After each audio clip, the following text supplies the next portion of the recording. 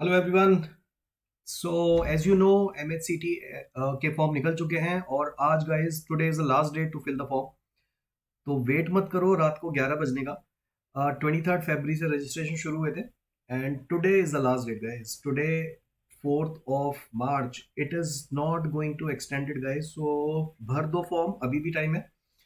12 बजे का वेट मत करो, it will take time because उसमें कम से कम 7-8 स्टेप्स हैं जो आपको करने पड़ेंगे। डॉक्यूमेंट्स अपने साथ लेके बैठो, जो भी अपलोड करने हैं।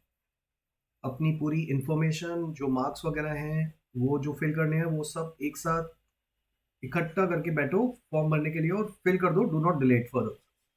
और एग्जाम की जहां तक बात है गाइज, वो 18 और 19 मार्च को ही टेंटेटिव है और टेंटेटिव का मतलब है कि आप सीधे आएंगे। एडमिट कार्ड हर साल ऐसा ही होता है। अब वेट मत करो कि पहले डेट आएगी एडमिट कार्ड आने की फिर एडमिट कार्ड आएंगे, ऐसा कुछ नहीं होने वाला है। आप सीधे एडमिट कार्ड आएंगे, सीधा बम फटेगा और तैयार हो जाओगे आप 18-19, क्योंकि उन्होंने पहले ही वो डेट निकाल दिया। आप ये नहीं बोल सकते एक्सक्यूज कि हमें बहुत कम टाइम दिया है प्रिपरेशन का, नहीं। They have given the date I think 2 months back कि हम 18 और 19 मार्च को पेपर कंडक्ट करेंगे, तो आप कुछ भी इसमें ब्लेम नहीं कर सकते उनके ऊपर। गलती आपकी है कि you have taken it lightly. So this video I have created just to let you know कि फर्दर डिले नहीं करना है। इसके डेट एक्सटेंड होने का वेट नहीं करना है कि हो सकता है डेट एक्सटेंड हो जाए, नहीं होने वाली है अब, मान के चलो। और होगी भी तो मुझे नहीं लगता कि आपको उसका वेट करना चाहिए। तो first year of full time post graduate degree in MBA and MMS, 4th of March। और इसको आपको वेबसाइट पे जाना है। अगर मैं इसके स्टेप्स की बात करूं आपसे, तो you have to just go to the website mbacetmahct.org। इसके अगर होम पेज पे जाओगे तो न्यू रजिस्ट्रेशन का एक लिंक आएगा, उस पर क्लिक करना है। और जो भी पर्सनल इन्फॉर्मेशन है as requested, document, signature, photo, जो आप पहले भी कई बार कर चुके हो, nothing new in that. You have to pay the fees and complete application process and submit. And इसका प्रिंट आउट जरूर ले लेना, उसमें एक ऑप्शन है लास्ट में कि प्रिंट आउट ले लेना। तो take the print out to keep it for the safer side. तो जो भी आपने इन्फॉर्मेशन भरी है वही भरनी है। अच्छा, इसमें एक चेंजेस ये है कि जो नाम है वो नॉर्मली अभी तक आप 10th की मार्कशीट के हिसाब से भरते थे, इसमें आपको 12th या ग्रेजुएशन के हिसाब से अपना नाम भरना है। तो किसी किसी का नाम अलग होता है, 10th में अलग होता है, कुमार का अंतर आ गया, सर नेम का अंतर आ गया। तो 12th में जो भी है या ग्रेजुएशन में जो भी है वो भरना है गाइस। तो ध्यान से फॉर्म पढ़ना, फिर इंफॉर्मेशन फिल करना। Do not go with the pre conceive notion के जो 10th में फिल करना था वही फिल करना है, नहीं। इसमें थोड़ा सा अलग है।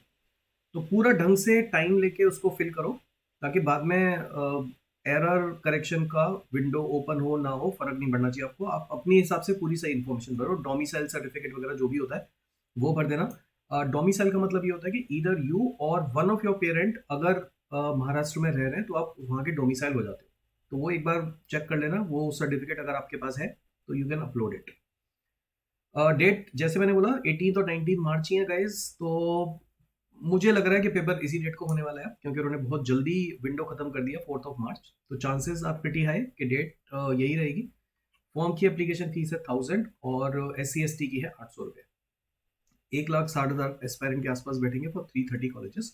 अगर मैं इसमें आपको एक और चीज इंपॉर्टेंट बताऊं, आई थिंक जो आप शायद आपको काम आएगी, वो है इंपॉर्टेंट टॉपिक्स। क्योंकि अब आपके पास दिन 14-15 डेज ही बचे हैं। तो अगर हम इंपॉर्टेंट टॉपिक्स की बात करें कि अगर आप इनको करके भी चले जाओगे, तो मैं आपको 6 टॉपिक के नाम बता रहा हूँ जो मेजॉरिटी में आएगा। ठीक है, बाकी छोटे छोटे टॉपिक तो बहुत सारे हैं, लेकिन 6 टॉपिक अगर आप पढ़ के चले गए, जिसमें है क्वाड्रेटिक इक्वेशन, मैं क्वांट की बात कर रहा हूँ फिलहाल, फिर आपको LR के टॉपिक भी बता दूंगा। एक है आपका क्वाड्रेटिक, जिसमें रूट्स कंपेयर करने के लिए आता है। एक आती है आपकी नंबर सीरीज, जिसमें either they can ask the wrong number और they can ask the next number. तो दोनों में से कुछ भी आ सकता है, रॉन्ग या फिर नेक्स्ट। जनरली रॉन्ग आता है कि नंबर दे देंगे, उसमें से पूछेंगे रॉन्ग कौन सा है। तो आपको वो करने हैं। 5-6 क्वेश्चन इसके आएंगे, 5 क्वेश्चन इसके आते हैं। डेटा सफिशिएंसी बेस्ड क्वेश्चन, ये मैं इंपॉर्टेंट टॉपिक बता रहा हूँ, आप करके जाओगे तो 5-5 क्वेश्चन आएंगे। आएगा तो 5, नहीं आएगा तो एक भी नहीं, क्योंकि इन्हीं में से कुछ कुछ हटा देते हैं और इन्हीं में से डाल देते हैं। डेटा कंपैरिजन, डेटा को कंपेयर करना होगा कौन सी क्वांटिटी बड़ी है। दो क्वांटिटी दे देंगे, ए बड़ी है बी बड़ी है, दोनों बराबर है, इस तरह के क्वेश्चन आएंगे। बराबर है, इक्वल है, तो you have to compare the two quantities. दो क्वेश्चन सॉल्व करने हैं बेसिकली। आपको टाइम कंज्यूमिंग होता है, थोड़ा सा देख के करना। DI गाइस, डेटा इंटरप्रिटेशन, लगभग 10 से 15 question. Data interpretation, out of 50 question we are talking about कि अगर आप ये 6-7 टॉपिक कर जाओगे, आपके 30 से 35 क्वेश्चन तो इन्हीं में से आने वाले हैं। Quadratic 5, number series 5, data sufficiency 5, data comparison 5, data interpretation 10 से 15, और बाकी जो मेजॉरिटी क्वांट है, छोटे छोटे जो क्वेश्चन आएंगे सिंगल सिंगल, वो जनरली आते हैं अर्थमेटिक एरिया से। तो ये जो 6 टॉपिक मैंने बताए आपको, इसमें से आपके कम से कम 40 से 45 क्वेश्चन इन्हीं एरिया में से आएंगे गाइस। मेजॉरिटी चंक इसी में से आ जाएगा आपका। 50 में से आउट ऑफ 50 क्वेश्चन 40 टू 45 इन 6 एरिया में से आपके क्वेश्चन आने वाले हैं। तो अगर अभी तक आपने प्रिपरेशन शुरू नहीं करी है, you can just focus it. मेरी सीरीज शुरू हो रही है यूट्यूब पे, आप देख सकते हो, मेरे इसके लेक्चर्स हैं। मैंने इसके क्वाड्रेटिक का मेरा लेक्चर है आज 4th को। मैं ऑलरेडी इसमें एक लेक्चर ले चुका हूँ which is based on approximation, वो भी रह गया। अप्रोक्सीमेशन बेस्ड क्वेश्चन जो होते हैं वो मैं ऑलरेडी ले चुका हूँ। Approximation and BODMAS rule पे बेस्ड जो क्वेश्चन आते हैं वो भी आते हैं, तो वो भी लिख लो। वो मैं ऑलरेडी ले चुका हूँ, ये आप सेशन देख सकते हो। आज क्वाड्रेटिक का सेशन है। देन हमारा नेक्स्ट सेशन डेटा सफिशिएंसी का है, डेटा कंपैरिजन का सेशन है, डेटा इंटरप्रिटेशन के मैंने 4 सेशन प्लान किए हैं ऐप पे, वो भी आप मेरी प्रोफाइल पे जाके लोकेश अग्रवाल पे जाके चेक कर सकते हो। तो अगर आपने अभी भी तैयारी शुरू करी है, अभी भी आपके पास मौका है, मैं सारी चीजें पढ़ा रहा हूँ, जाके एक बार आप चेक जरूर कर लेना। और जहां तक एलआर की बात है गाइस, वहां पे मेजॉरिटी चंक जो आएगा वो आएगा आपका पजल से। पजल्स के लगभग 30 से 35 क्वेश्चन आते हैं, जिसमें मैं पजल बात कर रहा हूँ, linear, circular, distribution based question और फ्लोर बेस्ड क्वेश्चन, ये सारे मिला के मैं जो बात कर रहा हूँ। Linear arrangement, circular arrangement, distribution based question जिसमें you to just fill the data, matrix वाले जो क्वेश्चन होते हैं। बाकी इसमें फिर आएंगे आपके सिंबल नोटेशन बेस्ड क्वेश्चन आ जाते हैं,